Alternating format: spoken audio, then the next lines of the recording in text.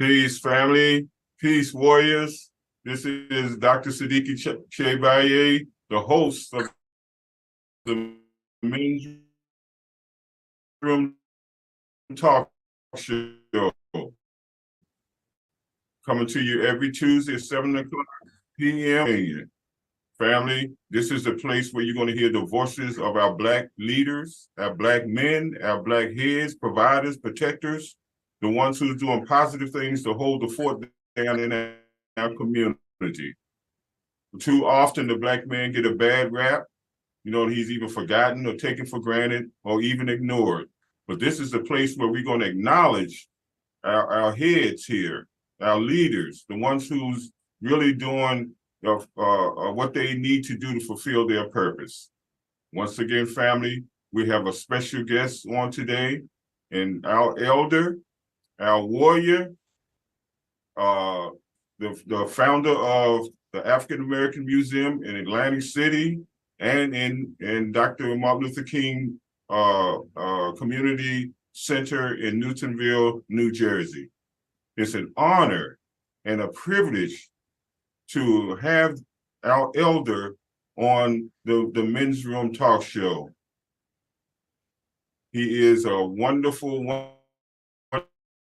warrior, and he's very knowledgeable. He's a historian and curator, and amongst other things, this list goes on and on. That is really, I just can't say it enough. It's an honor and a privilege to have our warrior, our example, our leader, our teacher, our example, the honorable elder warrior from Atlantic. Hi there, Doc. How are you today? It's been my pleasure to have the opportunity to meet with you and your team, as well as your studio audience watching around the world. Yes, sir. I appreciate you, brother, more than you know. Can you share with the listening audience this, let's acknowledge this brother and support this brother, because he's gone beyond as far as I'm concerned. He's always busy and doing things and making sure that everything is in divine order. So, Elder Hunter, Can you share with us, a little bit about where you come from and what led you to become and get involved in what you are today? Well, like Will Smith said, born and raised in West Philly, up the top, up around 60th Street. Went to Brooks Elementary School, Shoemaker Junior High, Overbrook High School. Had a great time growing up in West Philly. Hung out at Haddington Recreation Center. Had times in Fairmount Park throughout my life. There's a little local park that we went to. It was called Carroll's Park, right at 59th and Girard Avenue, where we would gather and play our little games and have our fun.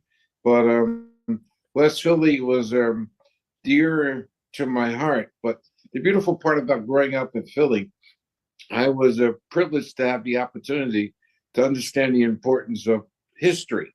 And history was pretty important because I remember as in junior high school, going down to the Philadelphia Museum of History and Culture, going to the different ones throughout the city to see art and galleries. Growing up, it was really, really touched my heart in such a way that I said to myself, one day I'm going to have a house full of goodies, all kinds of beautiful black goodies. And I've been blessed to be able to do that. I was a collector, I guess about 45, 46 years ago. I had traveled to down south. I had taken a 5-year sabbatical looking for African American. And I'd gotten down to North Carolina and I'd gone into an antique store. And when arriving there, I asked the clerk, did she have anything that was black or African? Purchase it. And she's looking around, she finally, oh, me because they were out, they didn't want to offend any of the customers. And I said, well, whatever it is, I'll buy it. So at that time, I was in the hunt to try and find about the very first item I purchased. So raising up in Philly, a lot of the teachers that we had were not people of color. And I remember quite vividly growing up and being in the kindergarten and Wesley, and 90% of the class, which was Caucasian, and the nation to read. I was very much offended by that story. Graham Cracker time, I became their little black Sambo. So it offended me to no end, and I was really, really touched by that. Lo and behold, I get down to North Carolina about 45 years ago and going to this antique shop. And the lady comes out of the back room with this thing that she was not able to put out because they didn't want to offend anyone. It was a book called Little Black Sambo. Now I'm regressing again, being 5 years old, 4.5 years old, being in kindergarten, and the kids thinking of a black person as Little Black Sambo. So I started not to buy the book, but I said to myself, I'm going to buy this book and get it off the market. So, so I don't know if anyone's ever heard the story of Little Black Sambo, which I can repeat it in my sleep, and sometimes I dream about it. Not because I just own lots of copies of it, first editions. The story was written by a lady by the name of Helen Bannerman, and she had written the story while traveling on a train to India for 2 girls. And the story was about this little black boy who mother makes him a new jacket, new pair of pants, new pair of slippers, and has his dad's umbrella. And he asked his mother, could he go out into the jungle? I don't remember too many jungles around West Philly. We had Fairmount Park, no jungle. and what would then happen was that he was able to be in a position to say to himself, well, Ralph, why would you want to buy this book? I said, well, buy the book, get it off the market. So the story goes and talks about him walking through the jungle, and the tigers come out after him. One grabs his jacket and puts it on his hind legs. Another grabs his trousers and puts it on the front 2 legs. Another grabs another garment, which were his slippers, and puts those on his ears. And the last tiger grabs his umbrella that his father had left at home, and he puts it on his tails. And he says, well, I'm the most handsome tigers in the jungles. And they start prancing through the jungles, going around and around and around and around. And all of a sudden, they decided to take off all little Black Sambo's clothing and put it alongside the tree and start chasing each other around one tree in particular. So they went around this tree so fast, faster and faster and faster, and they went around so fast they started to melt, and they turned into a big mound of something yellow that one would put on one's pancakes or waffles or French toast. So there this mound of butter was. The Black Sambo sees that the tigers had melted and turned into butter. He gathers his clothing, runs home, and tells his mother what had happened. Along through the jungle comes his dad, has his urn on top of his head. And he takes the urn and he sees the mound of butter. He gathers together, gets home, and asks his son what kind of a day he had. Said he had a terrible day out there. That they all attacked him and they were going to bother him, eat up his food. So, well, what would you like to eat? Well, Black Sambo says, well, I could like to eat pancakes today. So he eats 100 pancakes. Father eats like 81. Mother eats like 32 pancakes.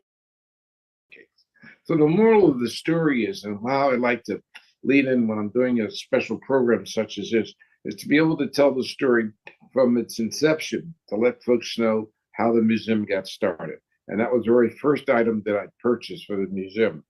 On that 5-year trip, I was able to purchase about 3,000 pieces.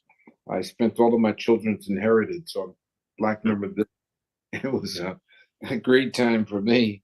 The kids all did well, and they really didn't need it. So that's the story about Little Black Sambo. So then I asked a question of people I'm telling the story to. When they were growing up as kids, sometimes their parents would make pancakes, waffles, or French toast for them. Then I would ask them, what kind of syrup do they put in their pancakes? And 90% of the people would answer this by saying, and your mama. And then jokingly, I would say, I and your mama's at home. And just go crazy laughing. It's really, really fun. Well, that's how the museum got started. And that's what got me started collecting and falling in love with African American memorabilia. But the real reason I bought it to get it off the market. So I said to myself when I was walking out of that antique store that I'm going to buy every Little Black Sambo book I can for the next 5 years, and have a big bonfire and burn them all up. That was my intention.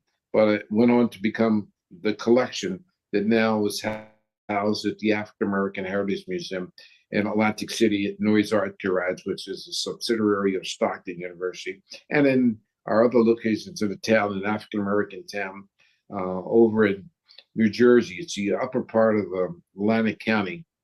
It's called Buena Vista Township, and there's an African American community there. It's been around for a long time, and that's called Newtonville, New Jersey. And there we have a lovely museum. Right now, we have a great exhibit. And it's called Thank You for Your Service. And Thank You for Your Service talks about the Tuskegee Airmen, the Black Cowboys, all the soldiers who fought in all the wars, as well as the Coast Guard. It's just an amazing exhibit. And that exhibit will be up until the beginning of February in that location. And in our location in Atlantic City, we have an exhibit. It's called The North Side. I don't know if anyone, if you look at listening audience, ever saw a program called Boardwalk Empire. I was a consultant for that series. I think we got 19 Emmy Awards for that particular series. It was quite compelling story. And it told the history of 2 Atlantic cities. One part of Atlantic City was pretty much a plantation. It was an area where it was redlined, where African Americans were forced to live. And there were redlined communities all over the United States of America. So when our forefathers left the Deep South, coming north to be part of the Industrial Revolution, they would land in these different cities, whether it was the South Side of Chicago, it was Gary, Indiana, or it was Newark or Harlem, New York. There was areas and pockets of people coming from the Deep South, coming out of the cotton fields or coming out of tobacco fields or even the farmland, to come here to be part of the Industrial Revolution. And that was the big wave that came north. But once they arrived here, they were forced And so many of those communities were on the other side of the tracks. And on the other side of the tracks is where they pronounced these communities to be the African American communities. And they didn't do well from the beginning.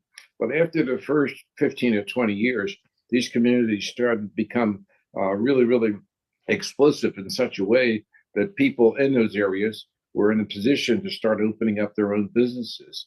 You got to think back that the first set of entrepreneurs in the North were women, females, and they came north, and it was a lady by the name of Madam Sarah Spencer Washington, who owned a company called Apex Hair Care Products. And in her company, she taught the first wave of African American women how to become entrepreneurs.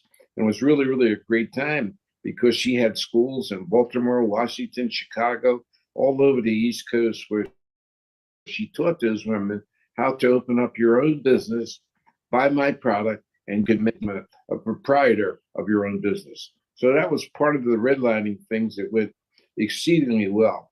There were towns throughout New Jersey, as we're local, a town called Lawnside, New Jersey. It was a town incorporated by African Americans, and it's still incorporated today by African Americans. It's really, really amazing. We go through South Jersey. There were towns called Lawnside. There was Chislehurst. There were towns up and down the corridor. And that's pretty much how Atlantic City got built and how Atlantic City was able to have all of these little African American towns all the way from Philadelphia down to the shore, because Atlantic City was built on the backs of African Americans. And so what would happen, they would not travel all the way back to Philadelphia when they were building the railroad or building Route 30 to get to the shore. And so what would happen, they'd stop off at these different towns. Atco was a town. There were little towns throughout the whole area, all the way down to the shore, where the African American communities would stop and keep going from there. And eventually they went to Atlantic City and they built that town. They built its railroad, its boardwalk, its beaches, its hotels. Everything was built to the backs of people who look just like me. It's pretty amazing to be able to gather all this information, put this history together in such a way that we built a new exhibit. And the new exhibit we have, it's called the Nerve Sound. And it tells that in all communities around the East Coast and up north that have strong African American communities back in the 20s and 30s, but they don't exist today. Excuse me, Elder, can you turn your picture back on? I do that. How does Okay. it? The left hand, It says low power mode, and then it says close, and it says listen, just go to the bottom left-hand corner of your screen. Next to the microphone, there's a camera. It has a red line through it. You need to click that. okay, I'm not seeing that. Okay. It's in the bottom left-hand corner. Bottom left. Okay, we're not getting it. It's a picture of a camera. You just touch No, it's all black. The screen is black. That's what I'm saying. Right. Don't worry about the screen. Do me a favor and put your cursor all the way to the bottom left-hand side of your screen. Or put your finger there at the bottom left-hand side of your. I'm touching it as we speak. Okay. And You don't see a I mic, see a little- camera? No, I don't. Okay. I told you I was. Oh man. Don't just be calm and there you go. There You got go. it. We got it. Yeah, You got it. There you go. See, we're gonna make you a tech man also. Thank you. That's beautiful. Beautiful. Thank you. Yeah, you can continue about the Atlantic City building of the railroads and the Yeah, Okay, I had started to try to say that the town was built on the backs of people who look like me.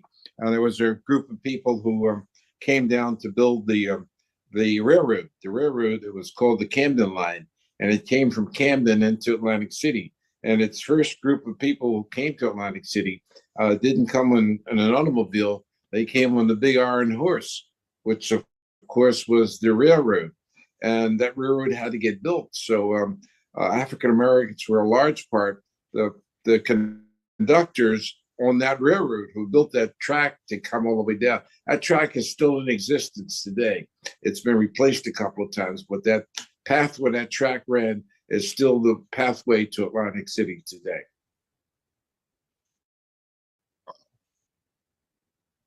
Wow. Can you explain or share after our people built businesses and entertainment centers and so forth and so on, did the white folks come to the area, or they were still separate? Well, it was Jim Crow laws back in those days. It was called separate but equal. Let's say Atlantic City had two different towns. One was the south side of town, the other was the north side of town. The south side of town is where the hotels were. That's where the ocean was. That's where the beaches were. The north side of town was at least four, maybe 2.5 blocks back from the ocean. It would be the ocean, then it would be Pacific Avenue and Atlantic Avenue. And Atlantic Avenue was the separating part of the north and south side of the city. And the African Americans lived from Connecticut Avenue down to Arkansas Avenue. So that was an area where some 30,000 people of color were forced to live because that area was deemed red line. But there are red line areas like all over the United States of America.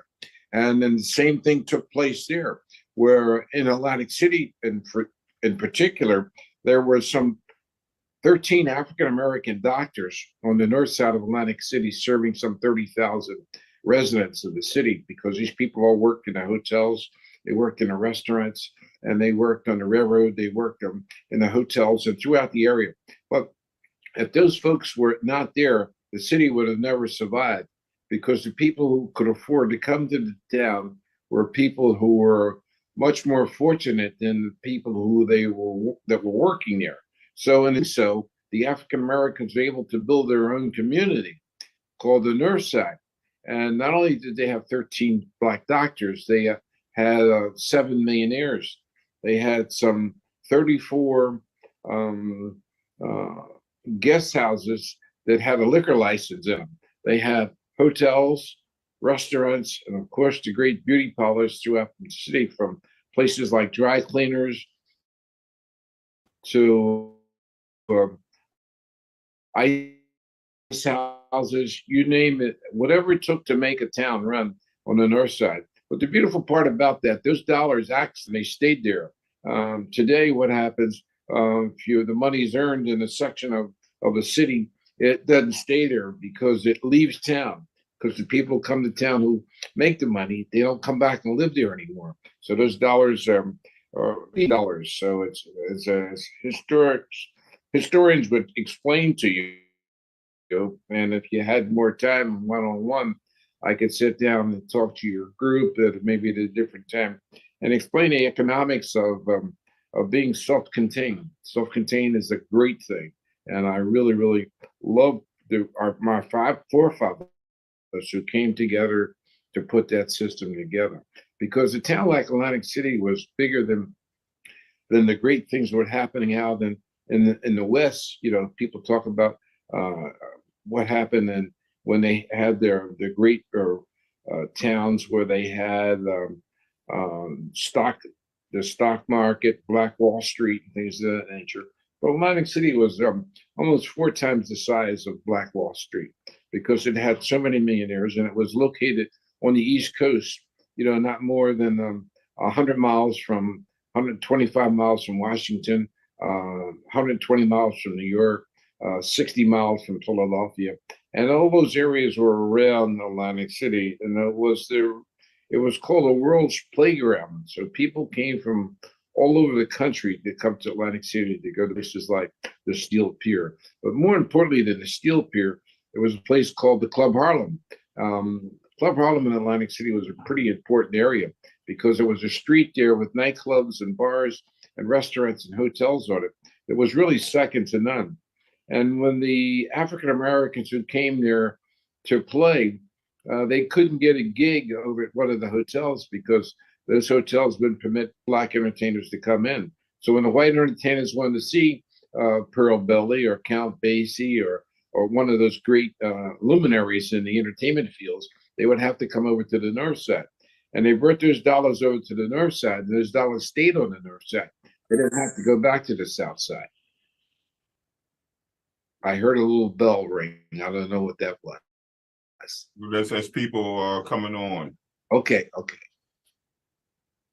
Yeah, So that's kind of how you envision what took place. And of course, Atlantic City once again had African Americans could go to any beach at all in Atlantic City, and they were quite welcomed until 1927.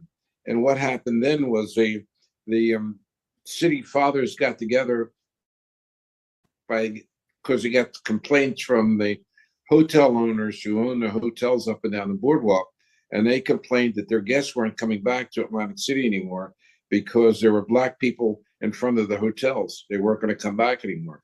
And so right away they had a meeting over. They held it right outside of Atlantic City in a little small town called Galloway Township. And at that meeting, they decided to let's remove all the Black people from all the beaches in Atlantic City. Let's force them to go to the beach in front of the Boardwalk Hall. Boardwalk Hall is owned and operated by the city, so the city could then declare that area a safe place for Blacks to go. And that beach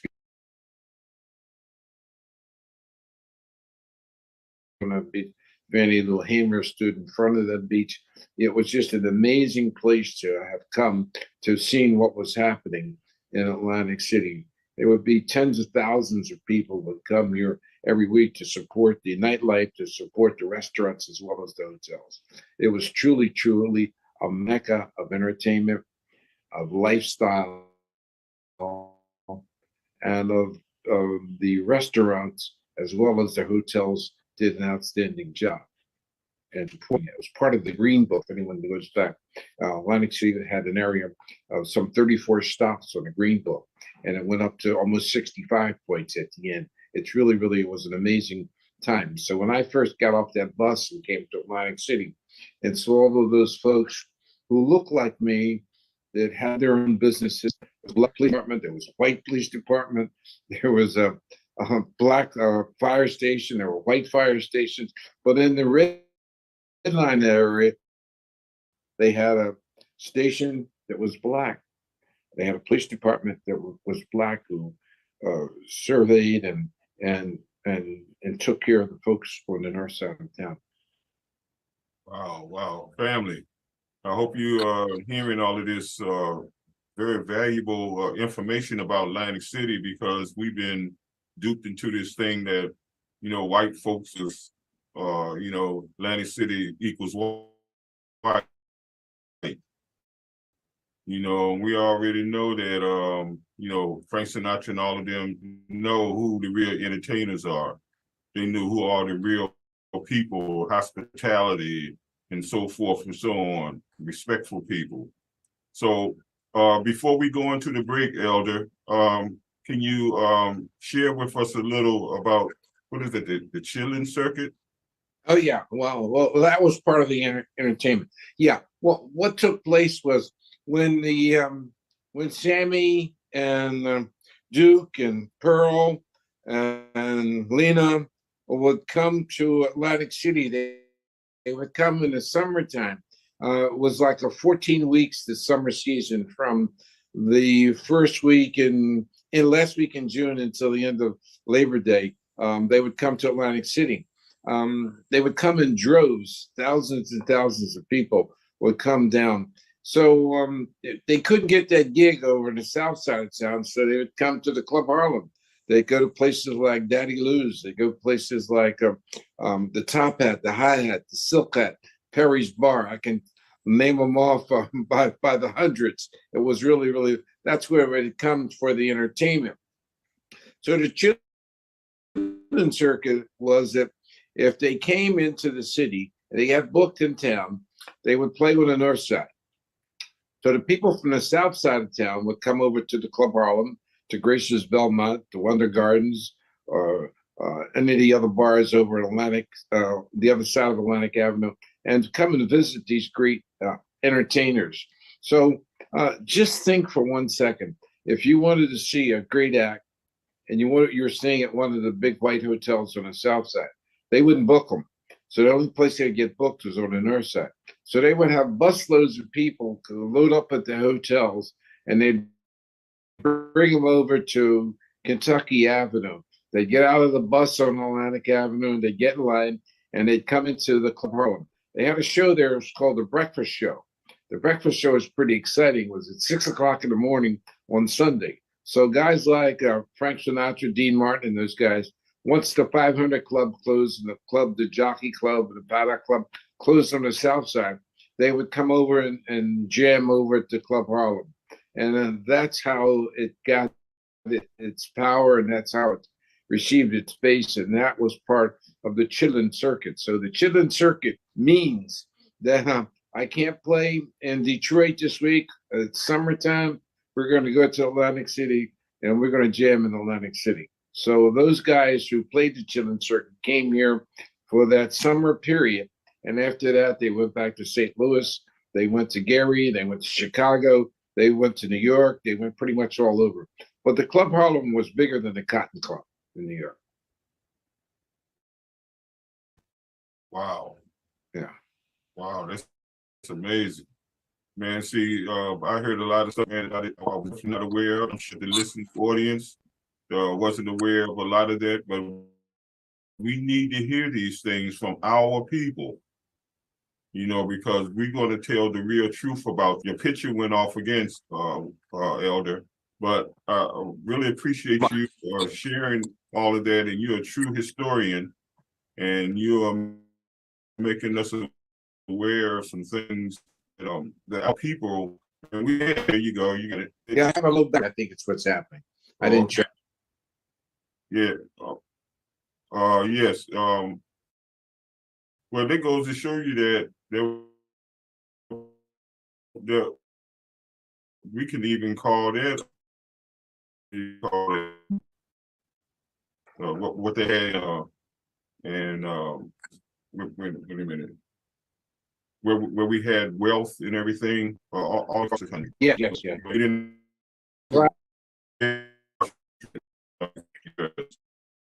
Be all over the place, man. They just they just want to highlight one place. Yes. It was right here on the East Coast. Yes, sir. And I really appreciate you sharing all of that. Time is going fast, and get you on your end. We're going to take a special week where I share with you some raw food for thought to help stimulate, motivate your mind to go to another level. See, this is what we call transformation. And in transformation, as you know, you have to be willing to go into areas that you've never been in your mind in order to go to another level. But too many of us are fighting to stay the same, feeling that I don't have to change. I know enough already, or I finally made it. Okay, keep in mind, family, that it's easier to get there than to stay there. Shout hallelujah. Because maintaining is all what it's all about. So we have to, in other words, family, we have to be willing intentionally. And I've said this many times, we have to be willing intentionally to prepare ourselves, because preparation is the key to everything. We have to intentionally and be willing to prepare ourselves to be challenged. You have to be willing to do that. Prepare yourself to be challenged so no one can catch you off guard.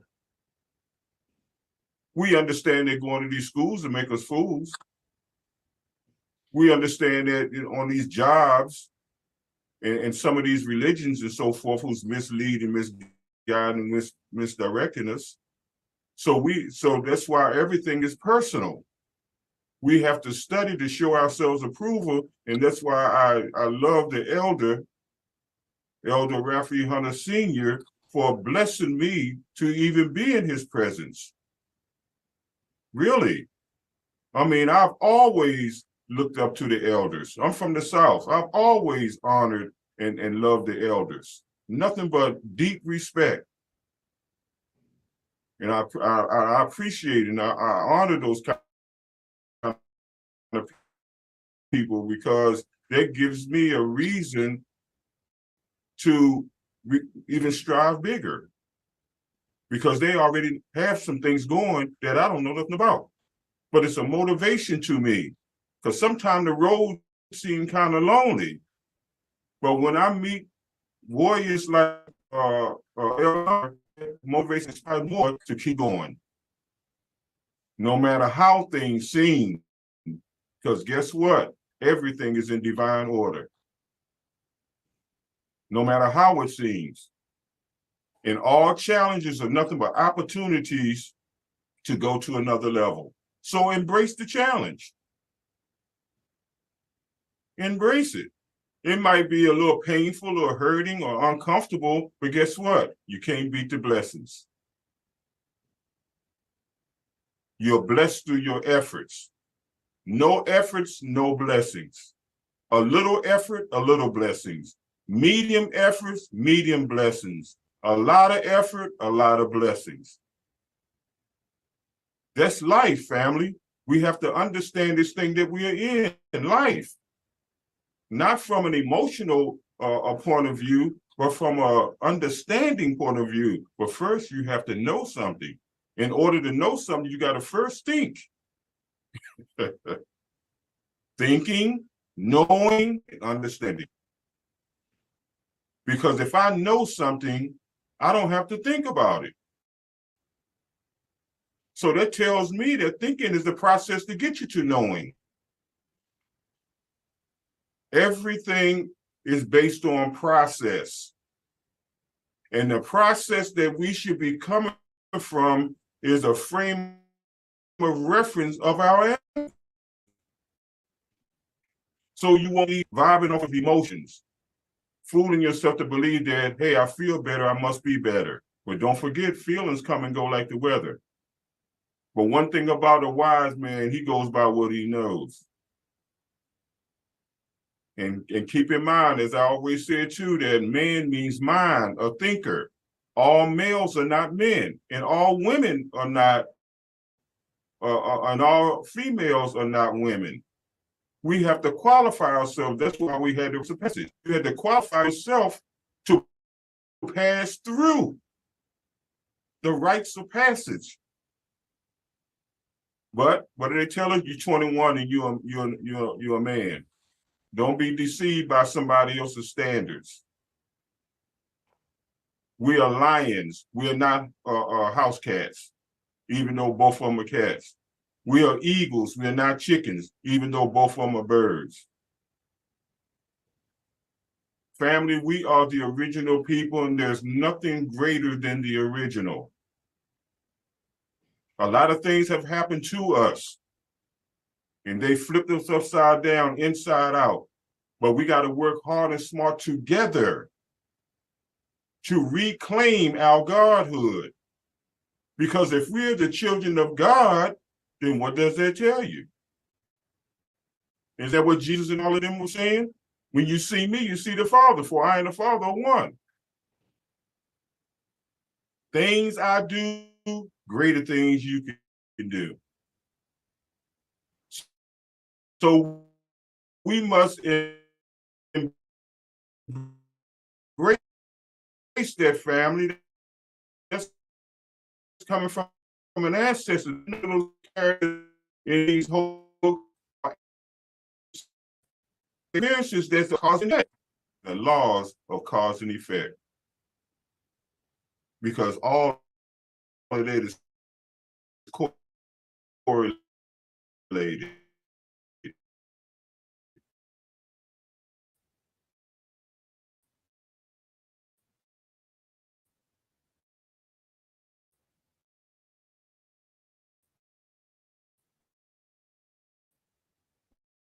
Where we are, family, all of that wasn't our fault.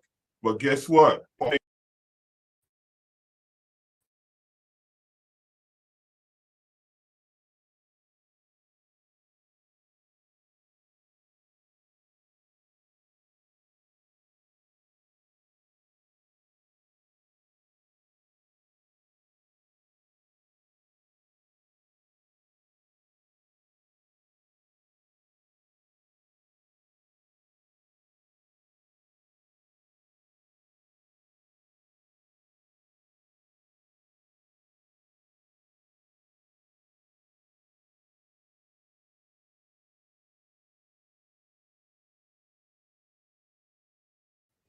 Go for it, family. I encourage you to go over and beyond the requirements of this system,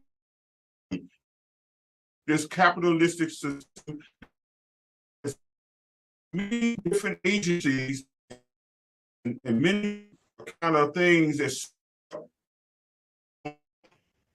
like these schools, even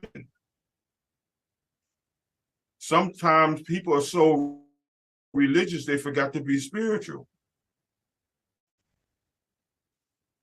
They got in the first grade study to show ourselves approvable, to go to the next level.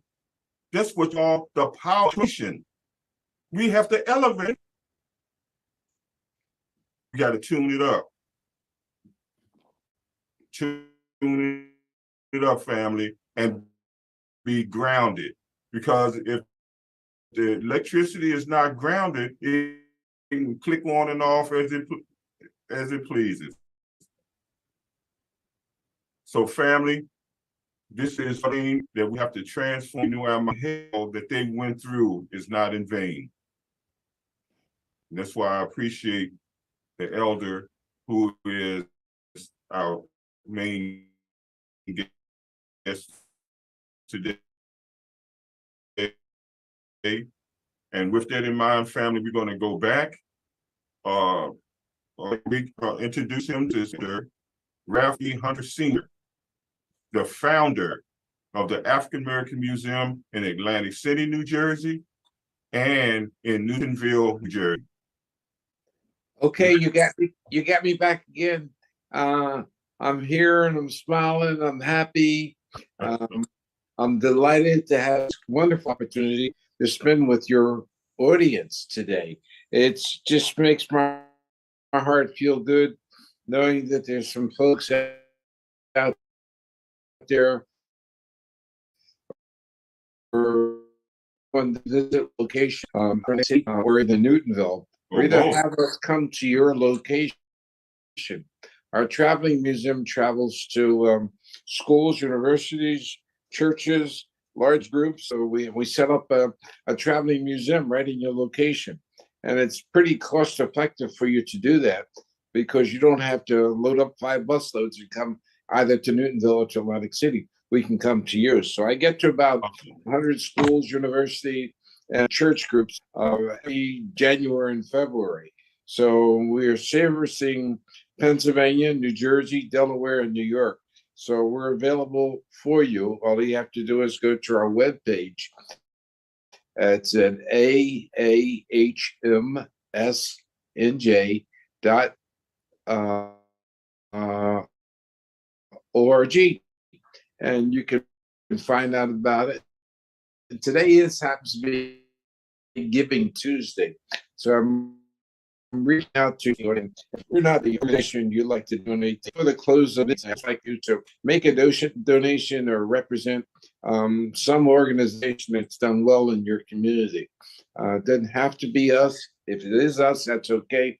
But this is Giving Tuesday, and see it in your heart of hearts to try to reach out to some organization. If it's a soup kitchen, if it's a battered women, or a drug rehab house, or a church, whatever you choose to help out on Giving Tuesday, I think you owe it to yourself and to your ancestors. So let's make that happen before midnight tonight. All right. We really appreciate our family. You can turn on your mics and show the elders some love. You know, you can ask some questions, observations, comments. Let's show the elders some love so that we can definitely show him that we really appreciate him in spite of all the hell that he went through and all the hell that all of us going through.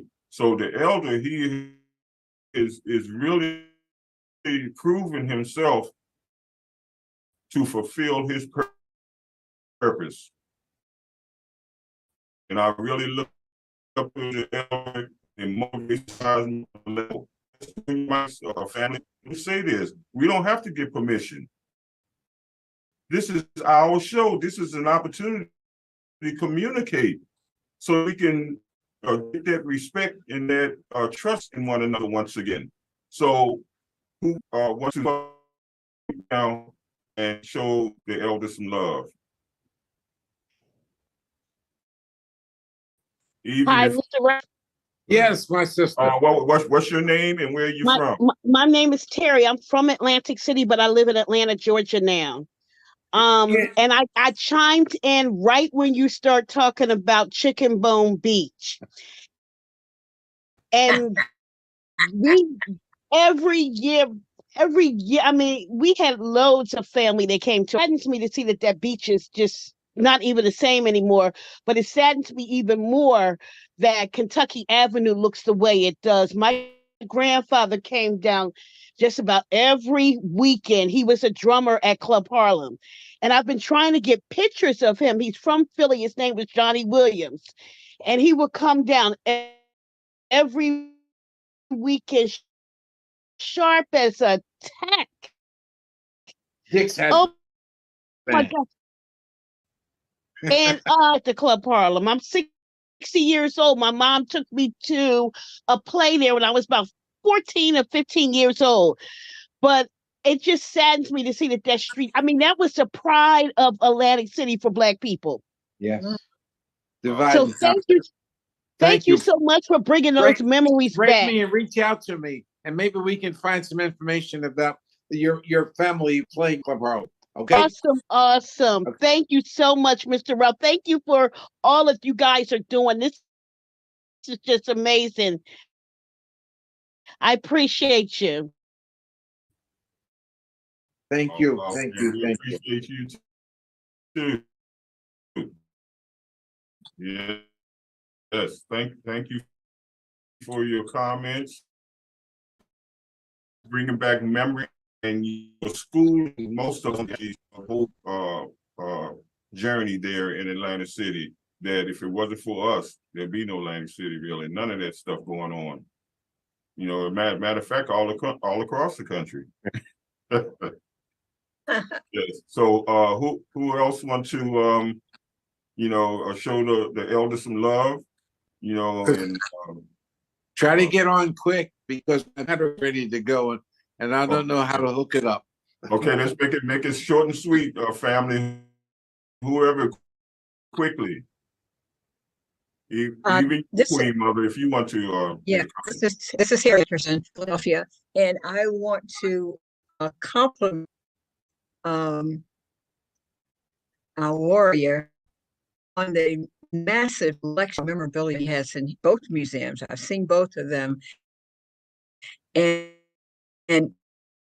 it's something that it amazes me. I go to the city every year, and I never knew that there was a history museum, and he lived in Atlanta. So I am by Billie Holiday. Today, Billie Holiday. And I was told it was one of the first gas stoves. How did you come about that piece? Well, a guy from Club Harlem had it. His name was Chris Colombo. He had stored it. He had gotten it from Billy up and brought it to Atlantic City. And he had it stored in someone's basement. And that person was ready to go to nursing home. And I found out it was there. And I got myself a truck from somebody. And 4 guys went over there and hauled it up out of the crawl space. And we cleaned it and we In the museum in Atlanta.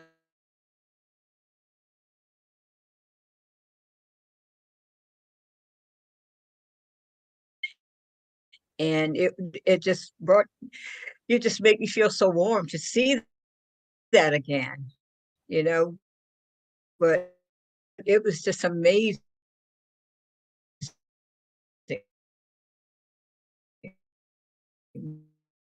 that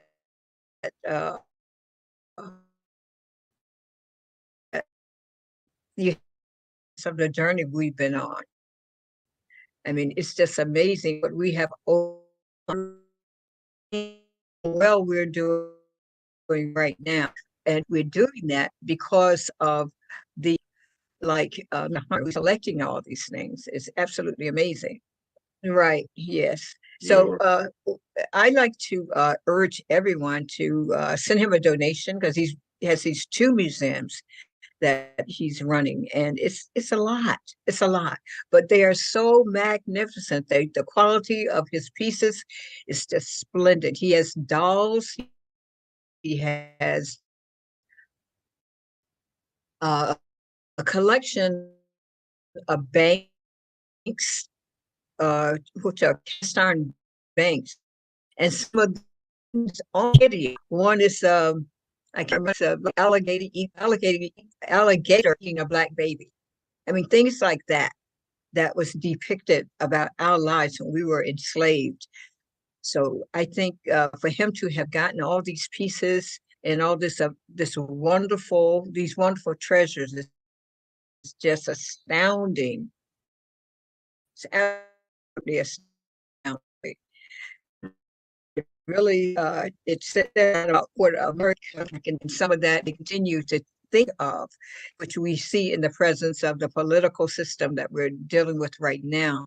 Those attitudes were fed by that history that was alike and that was abusive and that took advantage of our labor. And I think we must children see that, take them to these museums and let them see that. It's very that we see that large Aunt Jemima collection, which I haven't seen that large collection for a long time. And there were just so many wonderful. Tell them about the original Aunt Jemima. Oh, this was interesting, which I did not know. He has a slide. He has what do you call it? Yeah. They had that he with some works of his and some of his staff members that's out in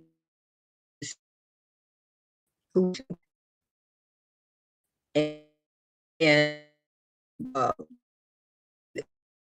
and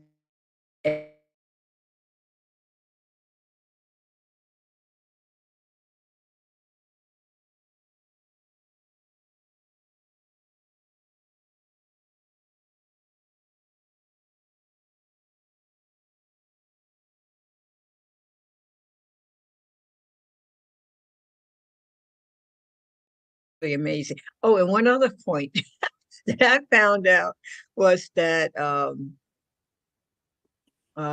in Atlantic City, you have the beauty contests every year.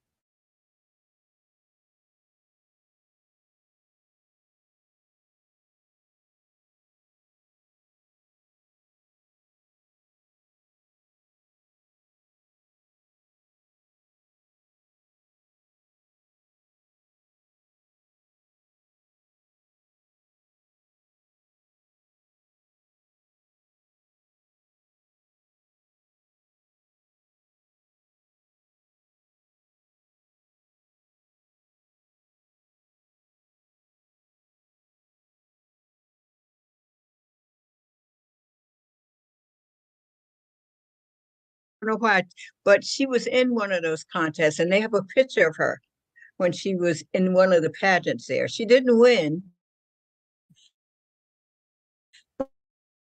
but she was in that. And I thought that was really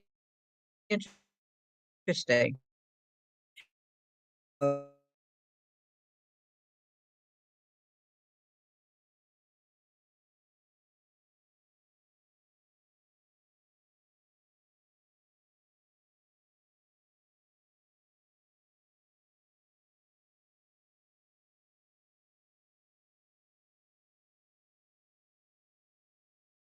Look, and if you let him know ahead of time, he'll be there to meet you. But his staff is well able to do, an excellent job in explaining everything.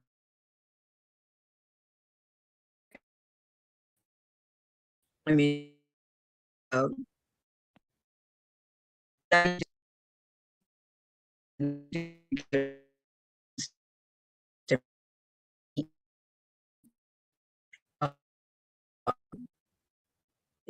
Tuskegee Airmen, we met a couple of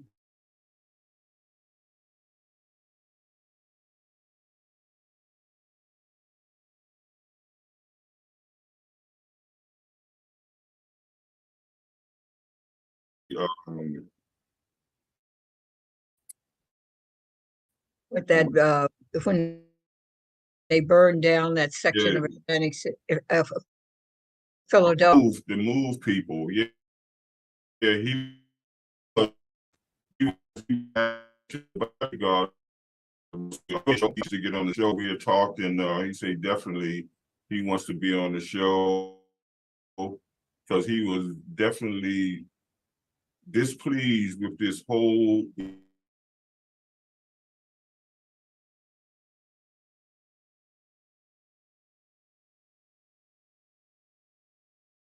because of what went on up here. All of our black children and all that were killed. If there was anybody else, man, I'm telling you, there'd be no end to raising hell. Because you do a white or a child wrong, Right. and you're here forever. And all we do is march and go home, and that's it. Uh-huh. We got to do better. We got to do better than we got to make a point. Freedom not given. Right. Uh, you're right. How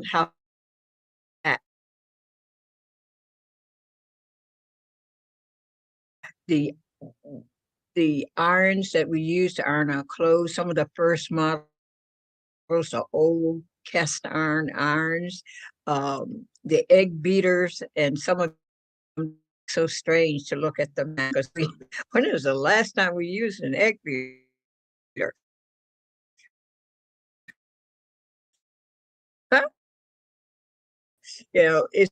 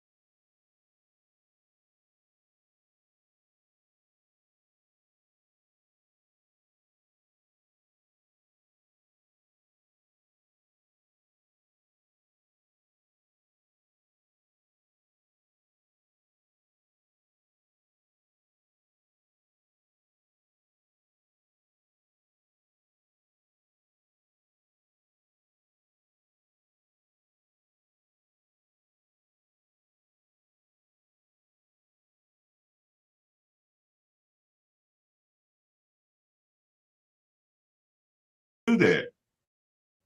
Yeah. I think And one of the they keep things, on pointing their finger, talking about keep blaming them. Come on, children, didn't they say all children are foolish? one of the things, how well dressed our people were, Mhm. and knowing that and they had some idea. Oh, Ted said that the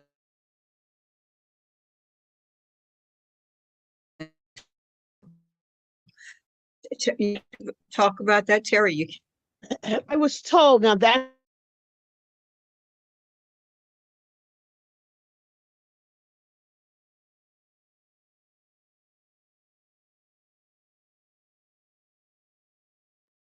ah Madam,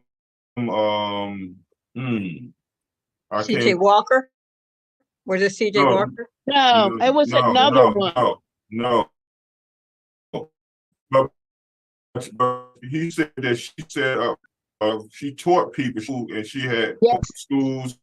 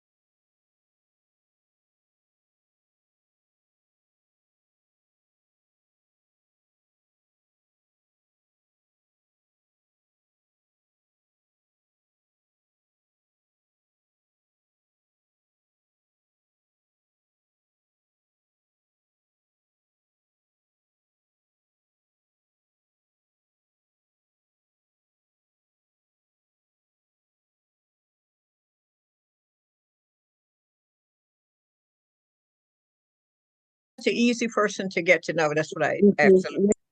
So we have to do He what we needs can. support. He needs Yeah. our support. We need each other to support each other. Mhm. It's Yeah. almost like we have to be our brother's keeper and our sister's keeper. Uh-huh. And we used to be that way, but we stepped off from it with attitude. I ain't gonna raise my children like I was raised because I didn't like that. So, but we went too far with it, and then we lost complete Yeah. control. Yeah. Mm, So mm. we got to go back and get it. Sometimes you got to go back and get it. Right. Well, this is a great place to go back and get all the information about our history. And I've been so fascinated by Atlantic City and her contribution to that city and how well Black people lived back then. Mhm. So they were really Please very visit well. these museums when you go to that. Please do that. As a matter of fact, when you first enter Atlantic City, once you pass you in Atlantic City, look at the signs once you get to be just before you get to Atlantic Avenue. On the right hand side, it says African American Museum. A lot of people miss it because they're so busy wanting to go to the casinos. I got to lose my money because everything you win, you're gonna give it back. Right? So you know, so we have to be intentional. As a matter of fact, I'll tell you this story too. I asked people in that area, where is the African American Museum? About no one knew. They're right across the street from it. But we have to understand that the African American Museum is in Stockton University. Inside Stockton University in the back, but it's the most important section of that whole building. Mhm. Yeah. I'm telling you all that. And I had to meet up with the elder. You know what I mean? He was silent, and that's how we got together. Mhm. It was He was really, checking his energy. Yes. yeah. Yes. So I thank everybody, and there was a great journey, and it's an honor and a privilege to present the elder and his journey, so that we can contribute to him sticking around by being acknowledged. Acknowledgement can cause a person to want to stick around. Yeah. And we And must acknowledge each other while we are able. Mhm. Yeah, one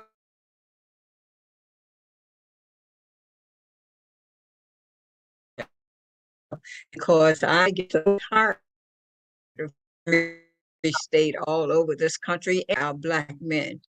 Because if we Yes. don't, if we allow the white society to take our men away from us, who's going to Mm, protect us? Who's going to that's protect right. our culture?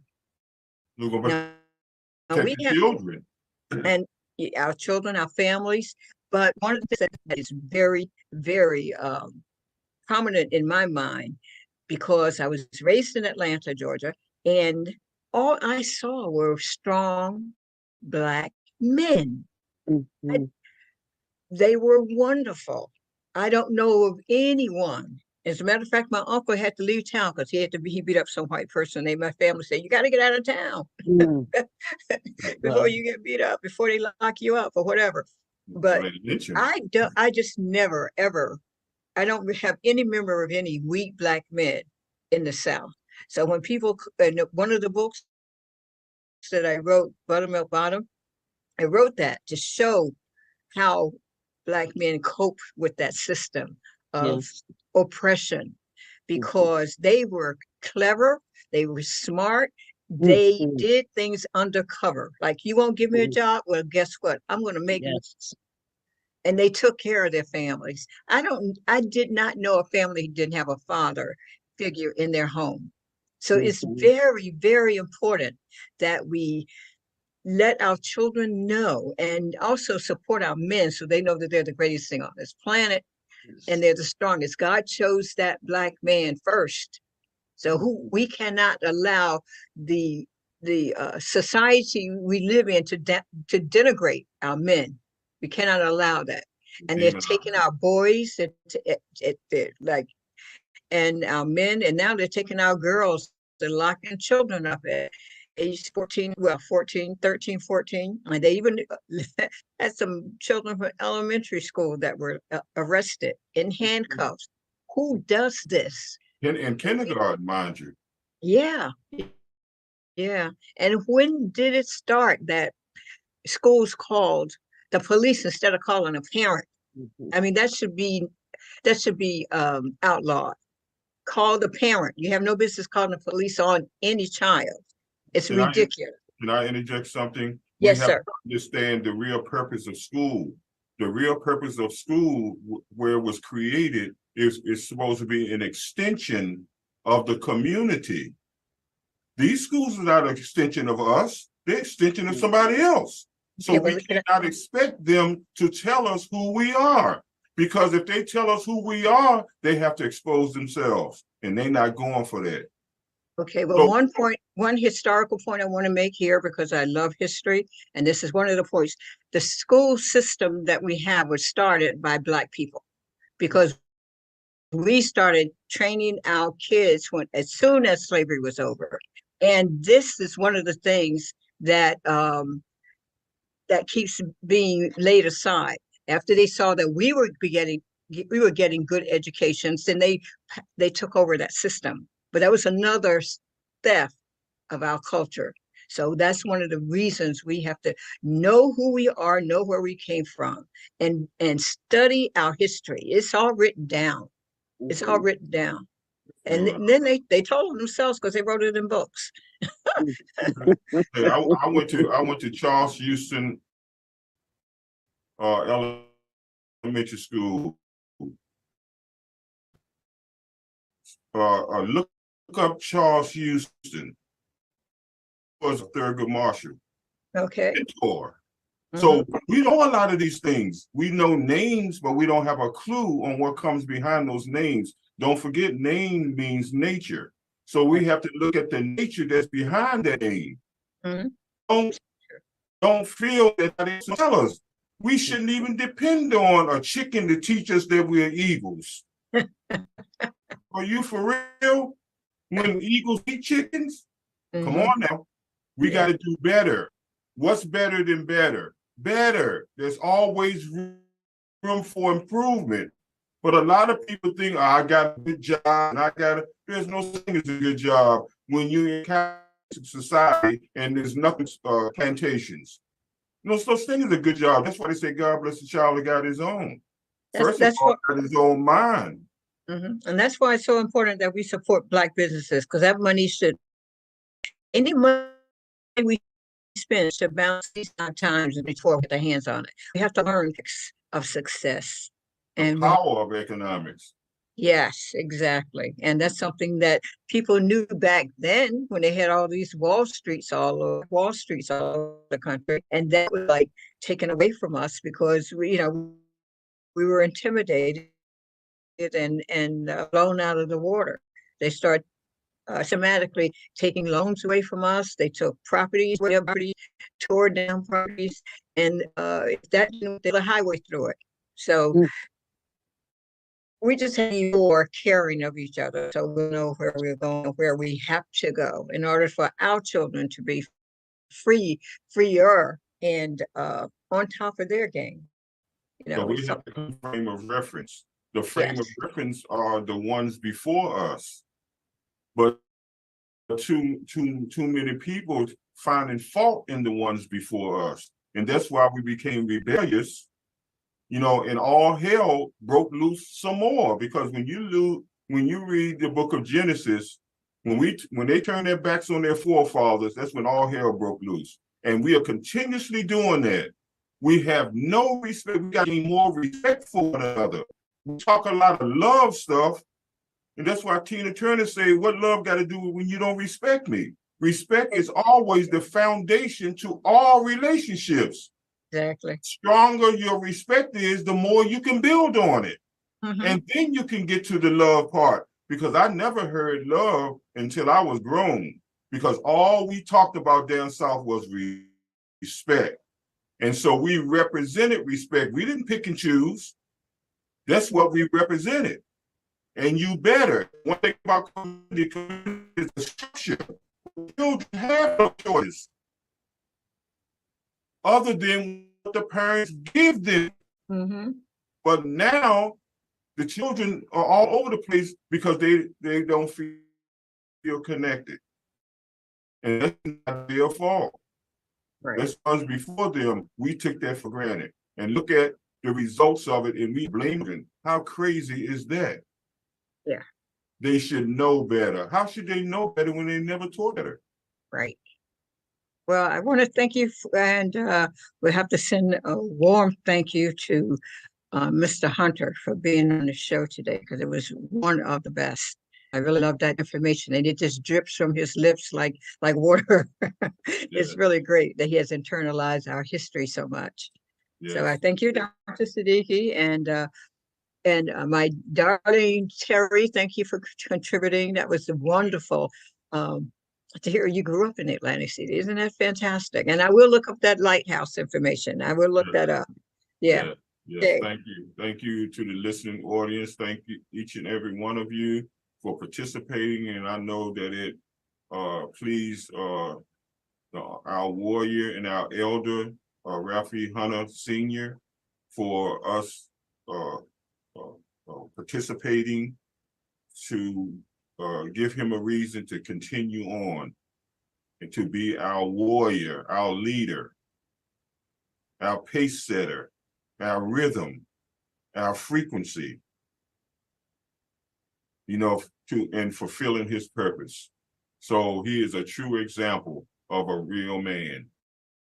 Yes. And I thank the Creator for him. I thank the ancestors for him. So with that in mind, family, we got to keep in mind to continue to stay strong, and keep your faith where it belongs. Life is for the living. Let's continue to live and not just exist. Also, do your best and let God do the rest. You got to know when to hold and know when to fold. How do you know when to hold and when to fold? You have to have a sharp discerning spirit to know the difference. Because one thing about a fool sees everything the same. And a fool is a child. So a fool is not an age. It's a child is not an age, a child is a mentality. So also keep your lights on and keep them bright at all times. Don't put an on and off light switch. Put a dimmer on. You can always turn it up. You can always turn it down, but it's always on as long as you're in charge. Right thinking, right giving, and right eating is holistic living.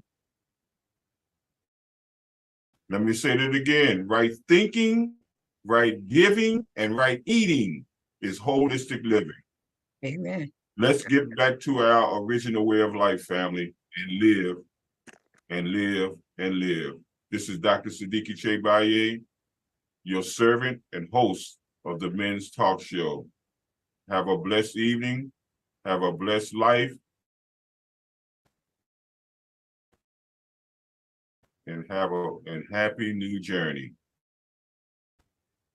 Peace, Hotep, Baraka, Shalom, Assalamu alaikum.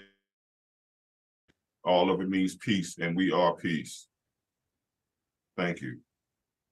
See you next Tuesday.